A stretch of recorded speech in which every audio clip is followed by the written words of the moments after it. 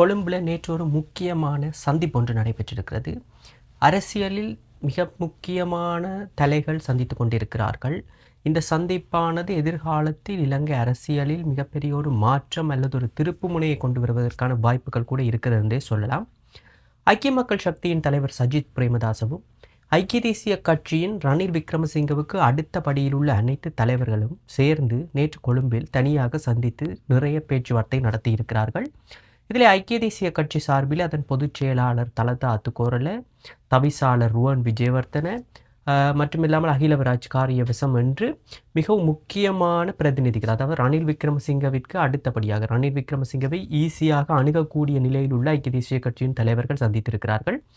அவர்களுடன் சந்தித்திருப்பவர் ஐக்கிய மக்கள் சக்தியின் தலைவரும் எதிர்க்கட்சி தலைவருமான சஜித் பிரேமதாஸ். அவர் தனியாகத்தான் சந்தித்திருக்கிறார். இருந்தபோதும் இது ஒரு ரகசிய சந்திப்பாக காணப்படவில்லை. ஏனென்றால் சஜித் பிரேமதாஸ் தன்னுடைய எக்ஸ் தளத்திலே இந்த சந்திப்பு தொடர்பாக தெளிவாக விளக்கியுள்ளார். இந்த சந்திப்பானது நாட்டில் தற்போது நடைபெறும் அசாதாரண சூழ்நிலைகளை தொடர்பாகவும் அதிலே எதிர்காலத்தில் எவ்வாறு இணைந்து செயற்படுவது என்பது தொடர்பாகவும் தான் தாங்கள் சந்தித்து பேசியதாகவும் வேறு சிலப்பட்ட அரசியல் விவகாரங்களையும் தாங்கள் பேசியதாகவும் அவர் இந்த எக்ஸ் தளத்திலே தெரிவிச்சிருக்கின்றார்.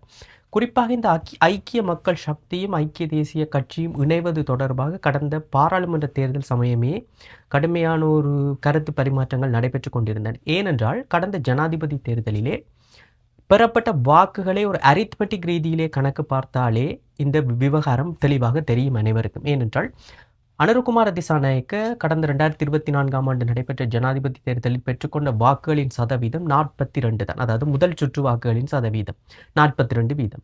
இந்த நிலையில் இரண்டாவது இடம் வந்த சஜித் பிரேமதாச பெற்றுக்கொண்டது 32%. அது மட்டுமில்லாமல் மூன்றாம் இடத்தில் பெற்றுக்கொண்ட ரணில் விக்ரமசிங்க தனித்து போட்டியிட்டு பெற்றுக்கொண்ட வாக்குகளின் சதவீதம் 17%. இந்த சஜித்தினதும் ரணிலினதும் வாக்குகளை கூட்டினாலே 49%. கிட்டத்தட்ட ஒரு 50%-ஐ தாண்டுவதற்கான வாய்ப்புகள் அப்பொழுதே காணப்பட்டிருந்தன அரித்மெட்டிக் ரீதியாக. ஸோ ஒருவேளை இவர்கள் இணைந்து செயற்பட்டிருந்தால் இன்று ரணிலோ சஜித்தோ இந்த இருவரில் ஒருவர் ஜனாதிபதியாக கூட இருந்திருக்கக்கூடிய வாய்ப்புகள் இருந்தன. தங்களுக்குள்ளேயே பிரிந்து கொண்டதால் வாக்குகளும் பிரிந்து அது ஒப்போசிஷன், அதாவது தேசிய மக்கள் சக்தி அனுரகுமார திசாநாயக்கு அந்த நேரத்திலே ஒரு வாய்ப்பு ஒன்று கிடைத்திருந்தது.